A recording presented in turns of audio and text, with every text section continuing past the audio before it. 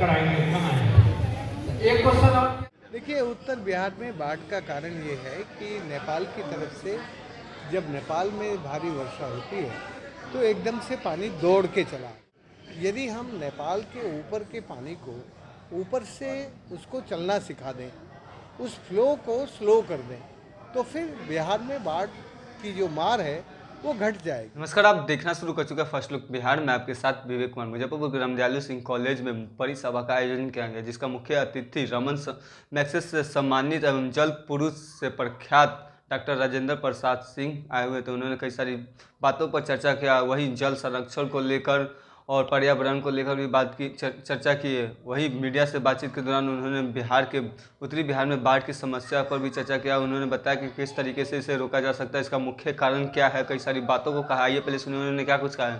बिहार में सबसे बड़ा समस्या बाढ़ का समय जो है, लगभग 2-3 महीनों तक पानी जमती है। इसका कोई कारण, कोई उपाय आप नजर में? देखिए, उत्तर बिहार में बाढ़ का कारण ये है कि नेपाल की तरफ से जब नेपाल में भारी वर्षा होती है तो एकदम से पानी दौड़ के चला आता है। नेपाल सरकार यदि अपने उस पानी को दौड़ने के बजाय चलना सिखा दे तो वहाँ की बाढ़ से बिहार बच सकता है।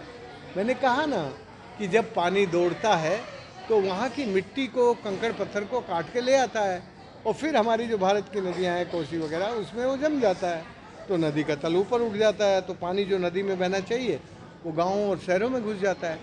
इसलिए हमें जो नेपाल के साथ हमारा ट्रीटी है, हमारे एग्रीमेंट्स हैं, उन एग्रीमेंट्स को ठीक से लागू करवाना चाहिए।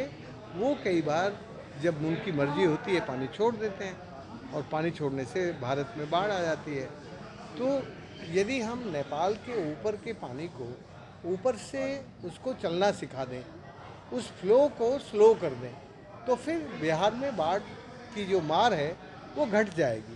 बिहार की मार, बाढ़ की मार को घटाने के लिए नेपाल से आने वाले पानी जो दौड़ के आ रहा है उसको चलना सिखा दो और फिर उसको जहाँ धरती का पेट खुला हुआ है वहाँ नीचे रेंगना सिखा दो, नीचे चला जाए, तो फिर नीचे का जो बैंक है हमारा धरती का वो रिचार्ज हो जाएगा और फिर डिस्चार्ज करके हम लोग उससे अपनी ज़िंदगी चला लेंगे। अभी क्या हो रहा है, हमारा डिस्चार्ज बहुत बढ़ गया है क्योंकि हमारा रिचार्ज नहीं हो रहा। वो जो पानी आता है ना, वो फ्लश फ्लड की तरह आता है, पानी आता है निकल जाता है, तो ना तो उस पानी का उपयोग हम कर पाते हैं और फिर वो ऐसे वेस्ट हो जाता है। इसलिए मेरा कहना है कि हम लोगों को बिहार को बाढ़ से बचाना है तो जहाँ पानी दौड़ता है वहाँ चलना सिखा दो। जब वो चलने लगे तो धरती का खुला पेट देख के उसमें बैठा दो, फिर ना लगेगी नज़र सूरज की, उस पानी से जीवन चला लो। वो तुम्हारा एक तरह का रिजर्व बैंक बन जाएगा वाटर का। तो वो जो रिजर्व बैंक है वो बनाने की ज़रूरत है। अभी बिहार के पास अपने वाटर रिजर्व बैंक बहुत कम है, इसलिए बिहार एक तरफ बाढ़ खाता है, दूसरी तरफ सुखाड़ खाता है। लगातार नदियों में गाद की सफाई नहीं हो रही, जिससे बाढ़ का जो माहौल है, पानी फैल जाता है। देखो, नदी की सफाई करना ये बहुत ही साइंटिफिक मामला है। ये जो नदी में सैंड होती है, ये नदी में जैसे हमारे फेफड़े होते हैं ना, हमारे फेफड़े हमारे लिए जीने के लिए वायु को साफ करके हमारे रेस्पिरेटरी सिस्टम को एक्टिव रखते हैं।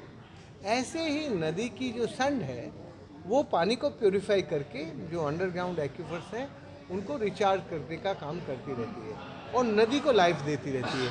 सैंड में से पानी जब शुद्ध होकर आता है तो फिर पानी वो बहता रहता है, क्योंकि सैंड के नीचे जो पानी है उसको सूरज चोरी नहीं कर सकता। तो यदि कहीं कहीं कुछ जगह ऐसी होंगी, नदी को यदि मैपिंग करके हम ढूंढेंगे कि कहाँ हमें ड्रेजिंग करनी है और डीसिल्टिंग करनी है, उससे पहले मैपिंग करने की ज़रूरत है। हम आज ये नहीं कह सकते कि भाई पूरी नदी को हटा दें, मिट्टी हटा दें, साफ कर दें, क्योंकि ये बहुत साइंटिफिक सवाल है। इस साइंटिफिक सवाल को हम अपनी साइंस विद सेंस ही इसके सॉल्यूशन ढूंढ सकते हैं। तो आपने सुना कि उन्होंने क्या कुछ किया। उन्होंने बताया है कि बिहार, उत्तरी बिहार में बाढ़ की समस्या से किस तरीके से निदान किया जाए। उन्होंने बताया कि दरअसल नेपाल में जो भारी बारिश होती है और जिसका पानी नदी के अचानक चला आता है, उससे उत्तरी बिहार में काफ़ी बारिश है। अगर दौड़ने वाले पानी को नेपाल सरकार चाहे किसी तरीके से चलन में धीरे धीरे भेजे तो बिहार में बाढ़ की समस्या कम हो गई। वहीं उन्होंने बताया कि अचानक से बाढ़ में जो पत्थर और मिट्टी काट के जो बाढ़ आता है उससे नदी का पेट भर जाता है, तल भर जाता है, जिससे शहर और गांव में पानी फैल जाता है। अगर इन सब चीज़ पर नेपाल सरकार काम करेगी तो बाढ़ की समस्या कम होगी। वहीं उन्होंने कहा कि जो हमारे बीच और नेपाल सरकार के बीच जो शर्त लागू किया गया, अगर उस पर ठीक ढंग से काम किया जाए तो बाढ़ से काफ़ी हद तक नया लोगों को सुरक्षा मिलेगी। तो इसी तरह की खबर के साथ बने रहें, हमारे चैनल को लाइक करें, सब्सक्राइब करें।